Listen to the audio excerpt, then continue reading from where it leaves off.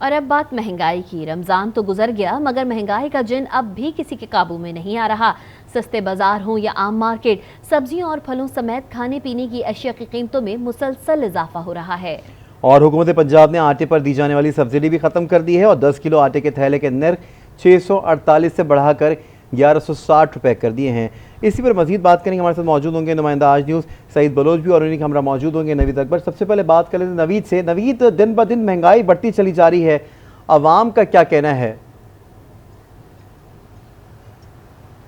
जी बिल्कुल, महंगाई बढ़ रही है, मुसलसल बढ़ रही है। अवाम तो बड़ी तंग है। अवाम का कहना है कि तनख्वाहें वहीं पे हैं, सरकारी मुलाजमिन की तनख्वाहें हैं या प्राइवेट जो लोग सैलरी पेशा हैं, सैलरी क्लास से, उनकी तनख्वाह में कोई इजाफा, कोई फ़र्क नहीं पड़ा। लेकिन महंगाई 2 गुना से भी ऊपर हो चुकी है। उनका कहना था कि 1 साल के अंदर अगर आप महंगाई का जायज़ा लें तो कहाँ की कहाँ पहुँच गई है। तनख्वाहें 1 साल के अंदर जो बढ़ी हैं वो भी सबके सामने है।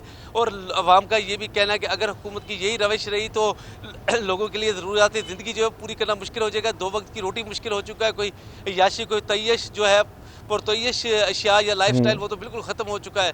लोगों कह रहे हैं कि अब तो ये भी सोचकर चंद कदम आगे जैसे बाइक हो या कार हो उसके ऊपर चलते हैं कि पेट्रोल कितना लगेगा और कितने पैसे बचेंगे जो बचा के हम जो है सब्ज़ी खरीद सकेंगे, हम घी खरीद सकेंगे, चीनी खरीद सकेंगे, आटा खरीद सकेंगे। उनका यही कहना है कि ये जो सस्ते बाज़ार है ये भी एक ढकोसला है, क्योंकि आम मार्केट से अगर यहाँ पे थोड़ी सी प्राइस सस्ती होती है तो चीज़ की म्यार और क्वालिटी जो इतनी अच्छी नहीं होती और इंतज़ामिया का उस तरह से चेक भी मौजूद नहीं होता। इंतज़ामिया जो है वो घरों में सोए हुए होते हैं, बड़े अफसरान जो है और छोटे एहलकार जो है वो भत्ते लेते हैं इन बाज़ारों से और कोई भी जो है यहाँ पे अपनी ड्यूटी पूरी करने को तैयार नहीं है, कोई भी चेक करने को तैयार नहीं है कि कोई रेट की कोई जो सब्ज़ी है उसके ऊपर जो रेट लिखा हुआ है, रेट लिस्ट के ऊपर सरकारी उसके ऊपर अमल दरामद भी होता है कि नहीं होता। और ये चीज़ आप कुछ देर पहले हमने यहाँ पे खुद देखी है कि कुछ चीज़ें जो थी वहाँ पे रेट लिस्ट में कुछ और प्राइसेस थी, वैसे कुछ और। आलू महंगा हो रहा है, मुसलसल महंगा हो रहा है, 200 रुपये। ठीक है नवीद, आप हमारे साथ मौजूद रहिएगा। रुक करते हैं सईद बलोच की जानिब। सईद, आप बताइएगा कि हुकूमत पंजाब ने आटे पर दी जाने वाली सब्सिडी ख़त्म कर दी है, क्या तफसीलात हैं?